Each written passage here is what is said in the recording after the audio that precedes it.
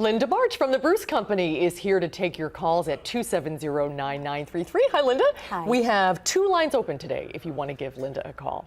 Boy, the plants are struggling, but the bugs are loving this hot weather. Yes, we might be suffering, but the insects are going crazy. So if you have cucumber beetle issues or Japanese beetle, we've got an array of different materials that you can use. Some of them are organic.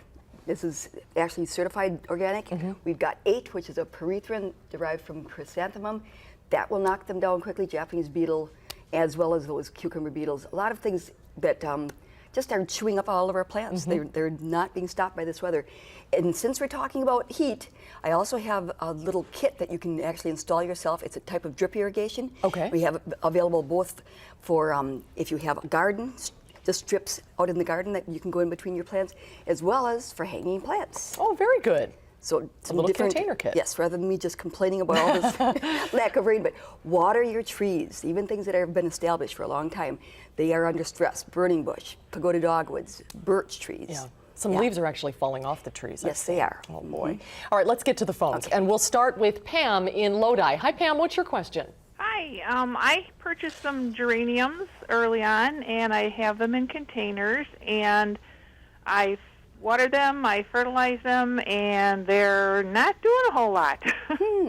I thought geraniums were having a good year because they seem to be one of the plants that actually tolerates heat quite well. But if you're watering and fertilizing and still not, are any of the buds that developing, are they not opening up?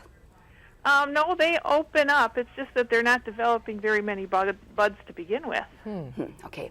Well, I might be wrong because there are some plants that just, it's too hot for some things. So perhaps try moving it to a different location, maybe where a little bit less sun. Okay. See if that helps it, because typically they want full sun, bright, hot conditions as long as they're watered adequately. Okay. All right. Maybe they just need a break like all of us. Yeah.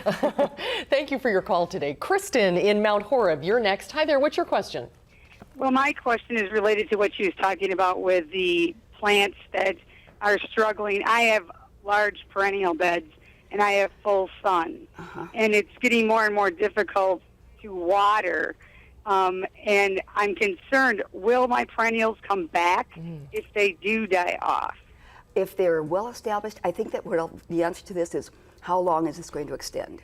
I think that even lawns, if the soil temperature reaches 120 degrees, the crowns of those plants perhaps will die, especially on southern slopes. I remember 1988, I came on air and I said, don't worry about your lawns, it's going to be just fine. Yeah.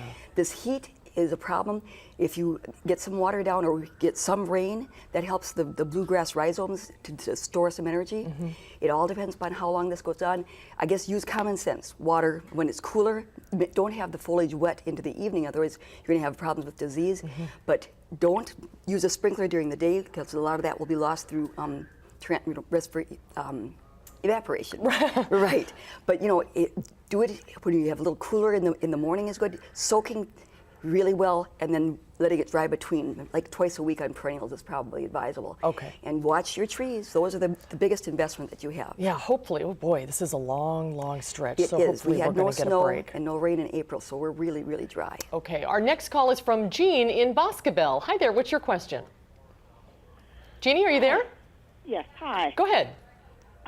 We have several arbor vitae that we planted last year, and some of them have turned brown around the bottoms, and I didn't know if that was disease or if it's dryness. I usually try to put a hose out there and let the water just run in on them for like 20 minutes to half an hour, a couple times a week, but the brownness is still there on the bottom limbs. Are the limbs brown all the way out to the tips, or is it just more on the inner part of the plant where then there's green beyond that? It's all the way out to the tips. All right. That may be a result. I don't think it's disease. I think it's probably more of a transplant shock. Hopefully you can prune out the dead portions and it still looks nice. Be careful about severe pruning right now, because you're opening up foliage that's not accustomed to all this heat. I think that plants probably need as much foliage as they can reserve, so I would not be shearing these arborvitae at this point. But beyond watering, there's not really much you can do. There's not a lot that you can do, no. Just try to stay on top of it. Yeah. And keep your fingers crossed. We need some rain. All right, yes. thanks, Linda. Thanks for your calls today, everybody. If you're on the line, stay on the line. Linda will talk to you in the newsroom. We'll see you next week. Hopefully it'll be cooler next week. I hope so. Thanks, Linda. Gary, I'll have a final check of the forecast when we come back.